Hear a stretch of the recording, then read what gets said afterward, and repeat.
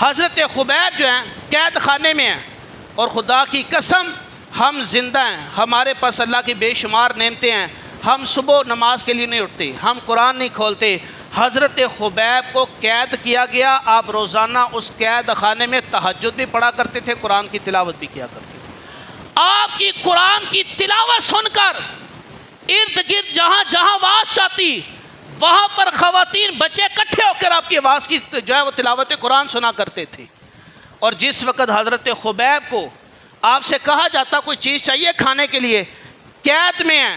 لیکن اس کے باوجود کہتے ہیں کہ میں اللہ کی بارگاہ میں دعا کرتا ہوں کہ یا اللہ میں اس قید میں بھی کافروں کا حرام نہ کھاؤں، یا اللہ مجھے کھلا، اس حالت میں بھی حلال کھلا۔ اللہ نے پھر کیسا نوازا، وہ جس گھر میں قید تھے نا،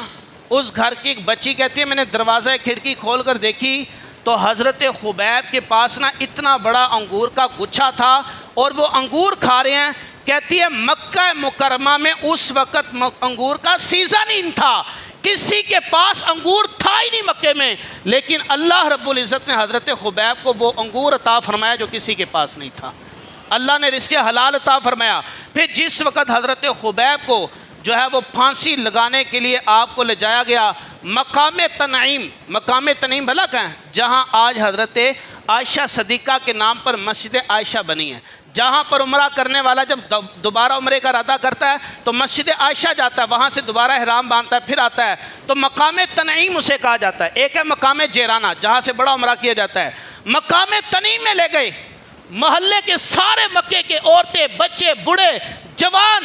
حضرت خبیب کے ساتھ اتنی محبت ہو گئی قرآن سننے کی وجہ سے کہ ان کے ساتھ ساتھ جا رہے ہیں، لیکن کر کچھ نہیں سکتے تھے۔ حضرت خبیب کی جسم مبارک کو سولی پہ لٹکایا گیا، کفار کہنے لگے اسلام چھوڑ دو، تمہیں ہم چھوڑ دیتے ہیں۔ حضرت خبیب کہنے لگے کہ اگر تم ساری دنیا کی دولت بھی میرے قدموں میں رکھ دو نا اور کہو میں اسلام چھوڑ دوں تو یہ تو بہت کم ہے اسلام چھوڑنے کے لیے، میں اسلام نہیں چھوڑ سکتا۔ پھر کسی نے کہا کہ تمہیں یہ پسند ہے کہ تمہاری جگہ نبی پاک علیہ السلام یہاں پر ہوتے، تم آرام سے اپنی گھر بیٹھے ہوتے؟ تو حضرت خبیب کا عشق رسول یہ تھا، آپ فرمانے لگے خدا کی قسم خبیب جو ہے وہ تو یہ بھی پسند نہیں کرتا کہ میرے آقا علیہ السلام کے پاؤں مبارک پہ کوئی کانٹا چبھے اور حضرت خبیب گھر بیٹھا ہو، خدا کی قسم میں اپنی ہر تکلیف برداشت کر لوں گا، اپنے آقا کی کوئی تکلیف برداشت نہیں کروں گا۔ تو حضرت خبیب رضی اللہ تعالیٰ عنہ کو شہید کر دیا گیا۔ جب آپ کو شہید کیا گیا نا تو کفار نے بڑی کوشش کی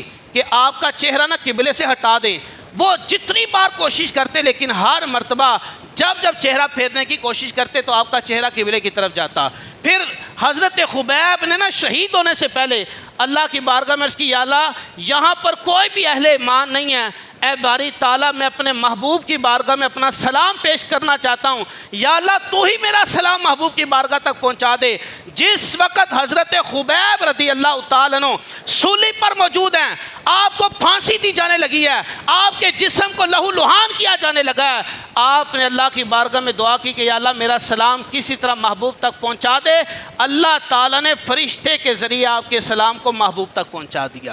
نبی پاک علیہ السلام مدینہ منورہ میں ہیں اور آپ کو مدینہ منورہ میں وحی کی گئی کہ آپ کا پیارا صحابی حضرت خبیب اسے سولی پر لٹکایا گیا، اس نے وہاں سے آپ کو سلام بھیجا ہے۔ میرے آقا علیہ السلام نے سلام قبول فرمایا اور دو صحابہ کی ڈیوٹی لگائی، فرمایا تم میں سے کوئی ہے جو حضرت خبیب کی لاش کو ان کے جسم مبارک کو لے آئے۔ حضرت خبیب کی پھانسی دینے کے بعد کئی دن تک آپ کے جسم مبارک کو سولی پہ لٹکایا گیا اور کئی دن گزرنے کے بعد صحابہ کہتے ہیں جب ہم حضرت خبیب کے پاس آئے نا تو کم و بیش 40 کے قریب پہرے دار تھے جو آپ کی جسم مبارک کے پاس نہیں آنے دے رہے تھے، لیکن حضرت خبیب کئی دن گزرنے کے بعد آپ کا جسم مبارک ایسا تر و تازہ تھا جیسے آج ہی شہید ہوئے ہوں، کئی دن گزرنے کے بعد۔ اور حضرت خبیب کو اسی طریقے سے ان دو صحابہ جو مدینہ منورہ سے آئے تھے گھوڑ سوار تھے، انہوں نے آپ کے جسم مبارک کو لیا اور جب واپس لے کر گئے نا تو وہ رات کا اندھیرا تھا، جیسے روشنی ہوتی ہے مکے والوں کو پتہ چلا کہ حضرت خبیب جو انہیں لے گئے ہیں۔ اب جناب 70 گھوڑ سوار مکہ مکرمہ کے وہ جناب آئے پیچھے کہ ہم حضرت خبیب کو جو پکڑیں۔ جس وقت انہوں نے اس کا تعاقب کیا، اب جو دو صحابہ کرام حضرت خبیب کے جسم مبارک کو لے کر جا رہے تھے نا، یہ راستے میں جب ان کا اپنا سامنا ہوا تو اب یہ مکے سے آئے جو کفار تھے کہنے لگے جسم ہمارے حوالے کر دو. یہ 2 صحابہ، ذرا یہ 2 تھے وہ 70 تھے، ان 2 صحابہ کرام نے جو گھوڑے پہ تھے انہوں نے وہ جسم مبارک حضرت خبیب رضی اللہ تعالیٰ کا جسم مبارک، آپ کا جسم مبارک زمین پر رکھا نا، اللہ تعالیٰ نے شان کیا عطا فرمائی کہ زمین کو اللہ نے حکم دیا، زمین پھٹ گئی اور وہ جسم مبارک اس کی بے حرمتی نہ ہو، اللہ نے زمین کو حکم دیا، زمین پھٹ جاتی ہے. حضرت خبیب کا جسم مبارک زمین کے اندر، زمین آپس میں برابر ہو گئی، نشان تک باقی نہ رہا کہ زمین پھٹی کہاں پر تھی. حضرت خبیب کی اللہ نے کیسی حفاظت فرمائی اور کیسا مقام رب نے عطا فرمایا کہ مکہ مکرمہ پہ سولی پر چڑھ کر حضرت خبیب نے سلام بھیجا، رب نے فرشتے کے ذریعے سلام محبوب کی بارگاہ تک پہنچایا.